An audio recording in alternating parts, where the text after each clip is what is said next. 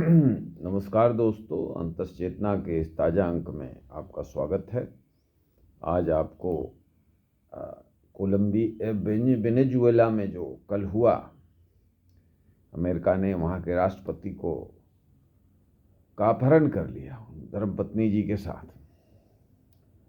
तो ये पीछे के 40-50 साल के अंतर्राष्ट्रीय राजनीति में एक नई बात है।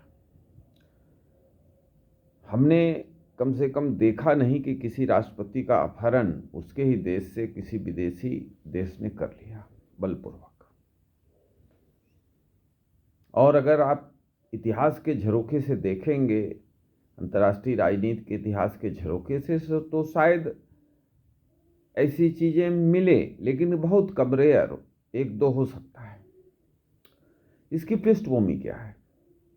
ट्रंप 2024 के नवंबर महीने में चुनाव जीते, 4 साल के बाद जीते, 16 में जीते थे, फिर 20 में हार गए, 21 में नहीं बन पाए।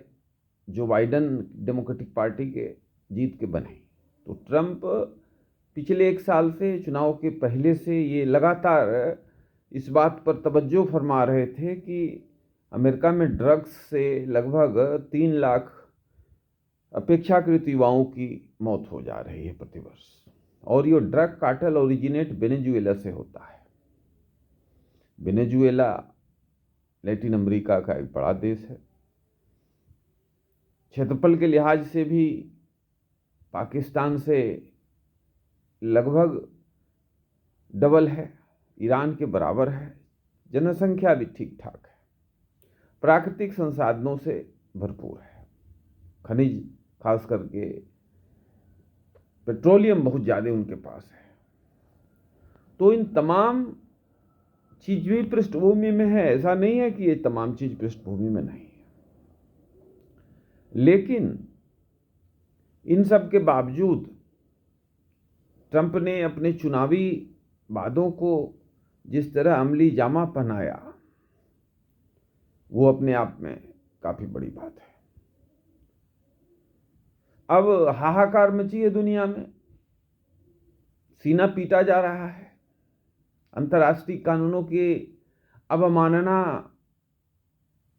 के आरोप अमेरिका पर लगाए जा रहे हैं। चीन जैसे देश भी ऐसे आरोप लगा रहे हैं, जो खुद साउथ चाइना सी का इंटायर टेरिटरी को अपना मानता है, और चीन कहता है कि साउथ चाइना सी में किसी देश का कोई अधिकार नहीं है, जबकि 1982 का अनक्लॉज कहता है कि किनारे वाले जो तटीय देश हैं उनका 60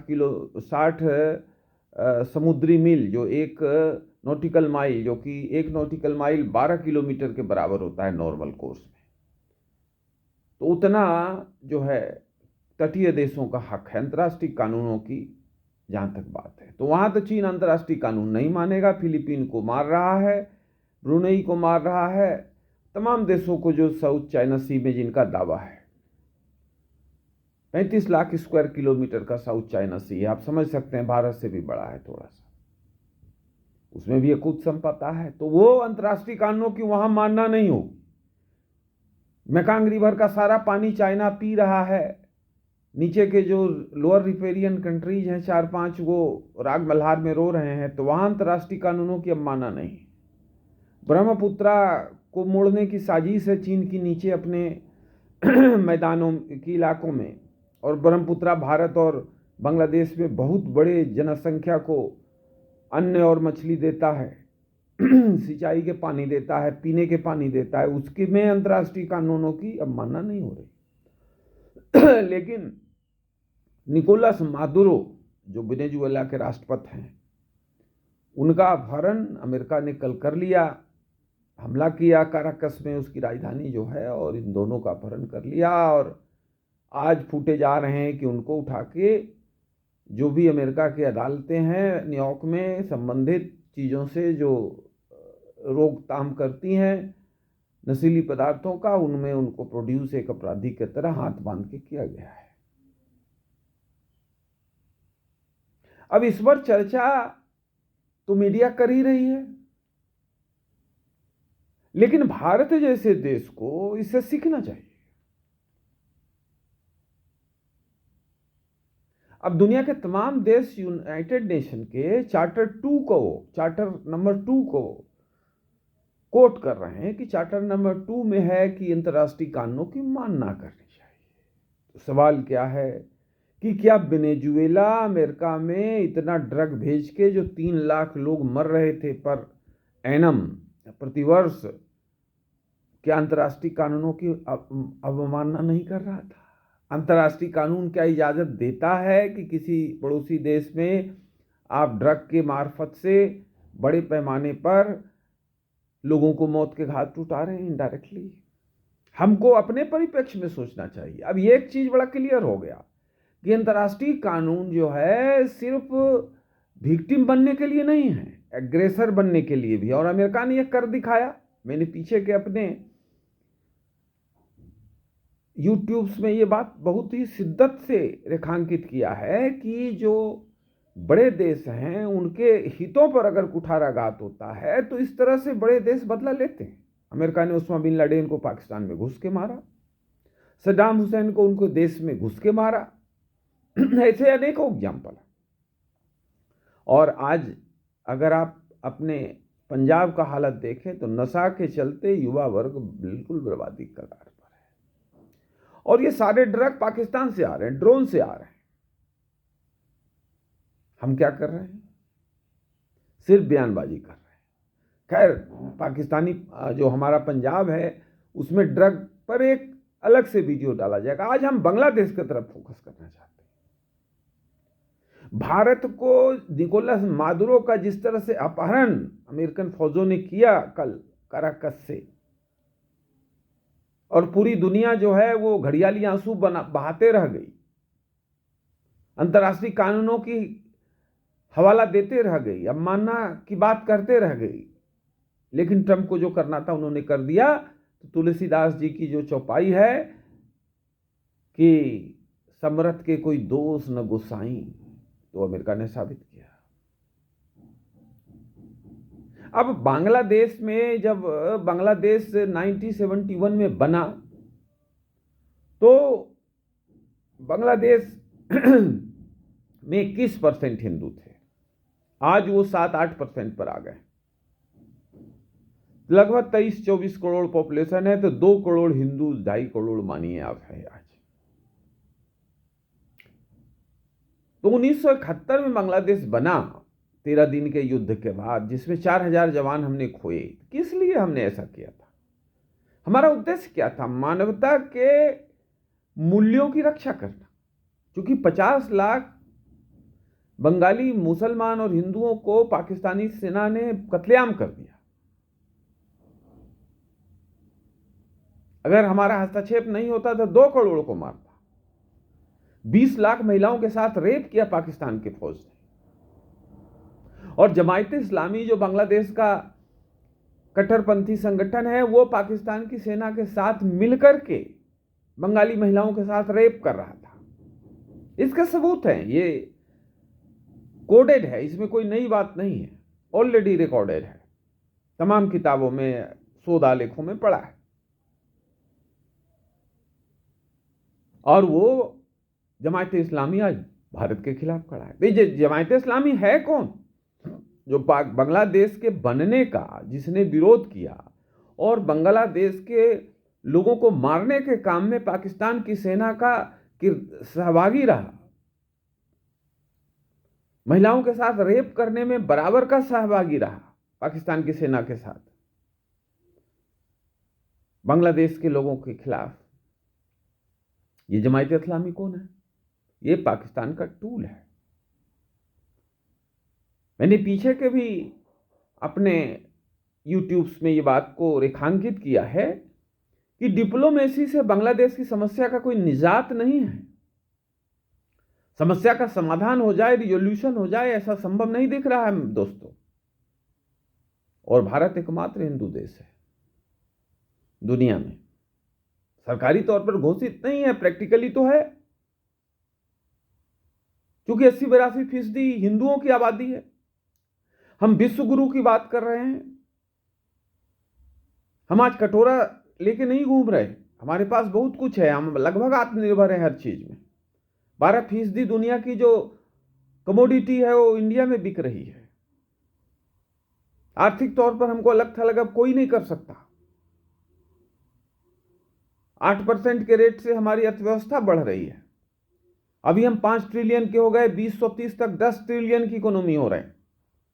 लेकिन इतने बड़े मजबूत देश के पड़ोस में रहने वाला बांग्लादेश, जिसके स्थापना में हमने 4000 जवानों की बलि दी,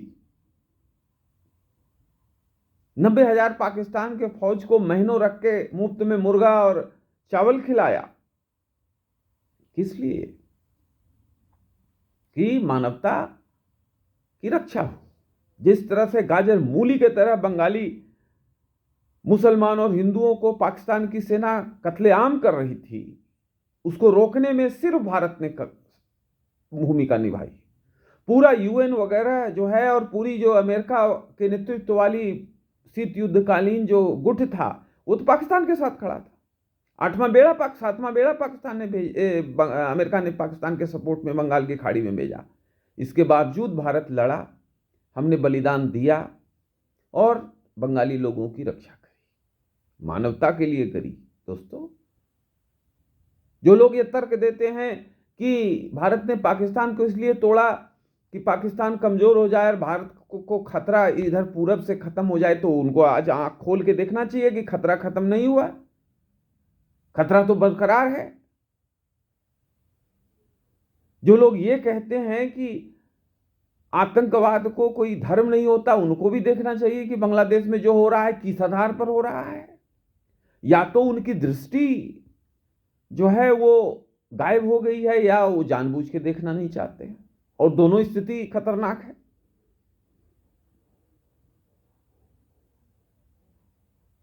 तो मैं सीधा सीधा ये बात कर रहा हूं कि बांग्लादेश को तोड़ने की जरूरत है। हमारा चिकन नेक जो है वो 30, 32, 35 किलोमीटर चौड़ा है, उसको और चौड़ा करने की जरूरत है।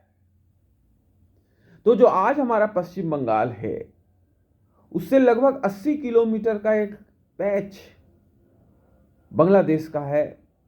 अगर उस पूरे पैच पर हम कब्जा कर लें तो फिर पश्चिम बंगाल और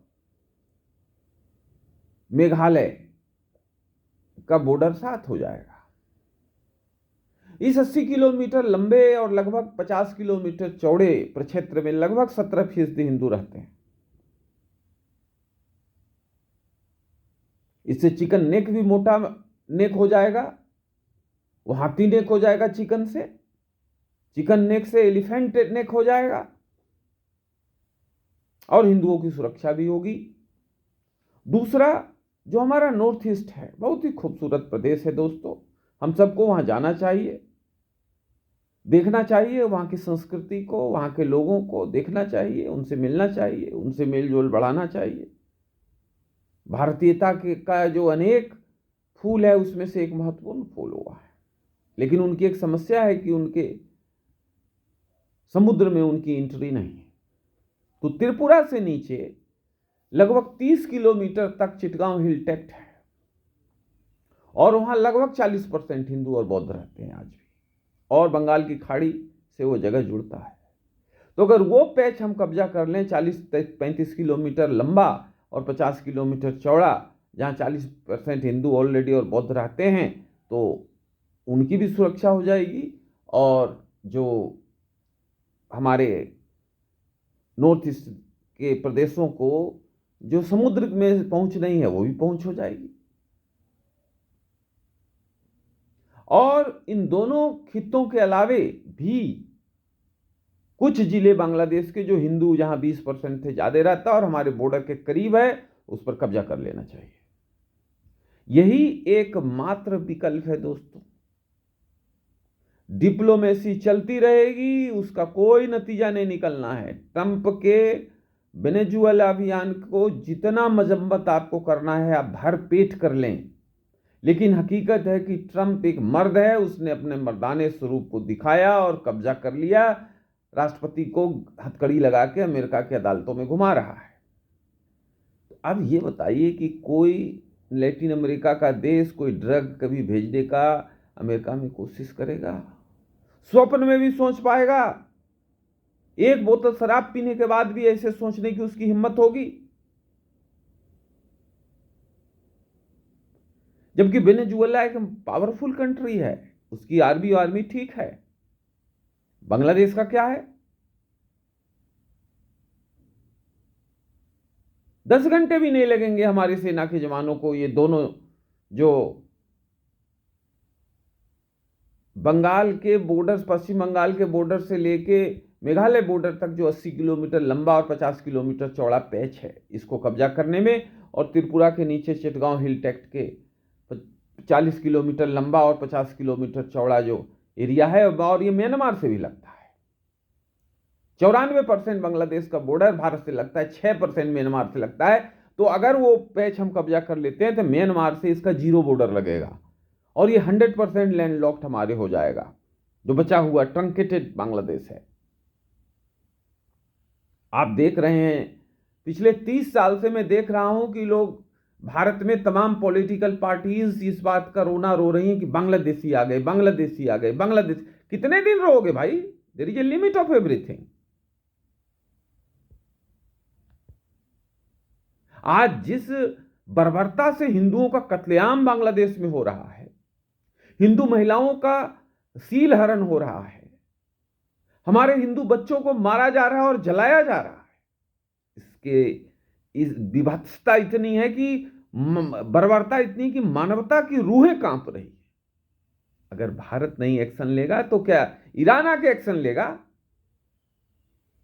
बहुत बोलना हो गया, डिप्लोमेसी बहुत हो गई। 71 में वो 21% 22% थे, आज 8% पर आ गए। तो ये 14% लोग क्या समुद्र में चले गए? या तो भारत शिफ्ट कर गए या कन्वर्ट होकर मुस्लिम बन गए। ये जो हिंदुओं की हितों की रक्षा अगर भारत नहीं करेगा, और एक हिंदू हित की सरकार केंद्र और अधिकांश प्रदेशों में, 29 प्रदेश जो भारत में, उसके अधिकांश प्रदेशों में हिंदू समर्थक सरकार है, अगर आज हिंदुओं के हितों की सुरक्षा नहीं होगी तो इस बात पर मुहर लग जाएगी कि हिंदू ताकत का इस्तेमाल करना नहीं जानते। यह आरोप हमारे ऊपर सभ्यताओं का आरोप है। India never had a strategic culture, ऐसा जॉन टेनहम ने लिखा, तमाम पश्चिम के विद्वान लिखते हैं। We have to prove that we have a strategic culture, और बांग्लादेश से इसकी शुरुआत हो सकती है। अमेरिका ने रास्ता दिखा दिया है। तमाम देश राग मल्हार में रो रहे हैं, वह करने की हैसियत किसी की कुछ नहीं। जब वेनेजुएला जैसे देश को बचाने के लिए बड़े देश सामने नहीं आ पा रहे हैं, सिर्फ बयानी कर रहे हैं, तो बांग्लादेश को बचाने के लिए कौन आएगा? ये मुस्लिम देशों की क्या औकात है? इनकी हैसियत क्या है? एक जैसलमेर जिला इतना बड़ा इजराइल है, उसने 46 मुस्लिम देशों को घिघी बना दी है, 4 बार युद्धों में हराया है। तो हमें डरने की जरूरत नहीं है। देश में हमारी हिंदू हितों की सरकार है। मैं इस सरकार से विनम्र निवेदन करता हूं कि भारत के जनता, हिंदू जनमानस का ही क्या ये अपेक्षा है या बांग्लादेश को तत्काल प्रभाव से तोड़ें? ये डिप्लोमेसी से काम नहीं चलेगा। अदरवाइज 10 साल बाद एक भी हिंदू बांग्लादेश में नहीं बचेगा। या तो भारत भाग आएगा या कन्वर्ट हो जाएगा, और बांग्लादेश एक परमानेंट इस्लामिक मुल्क बनेगा जो हमको कील की तरह, सुई की तरह चुभता रहेगा। निर्णय आपको करना है। वो समस्या 10 साल बाद आएगी है जहां आप रेसिपिएंट मोड में होंगे, आपको कुछ नहीं मिलेगा। आज बहुत कुछ मिलेगा, स्ट्रेटेजिक मिलेगा, धर्म की रक्षा करेंगे आप। महाभारत में कहा गया है, यदा यदा ही धर्मस्य, जब जब धर्म की हानि होती है तो हमको लड़ना पड़ता है। अर्जुन द्रोणाचार्य अपने गुरु से लड़े। भारतीय परंपरा में गुरुओं का क्या स्थान है वो हम जानते हैं। तो आज जरूरत है कि हम हथियार उठाएं और बांग्लादेश को तोड़ के एक दुर्गा प्रदेश, भारत का 30वां राज्य घोषित करें। अगले अंक में और कुछ ताजा जानकारी हम आपके साथ शेयर करेंगे। दोस्तों नमस्कार।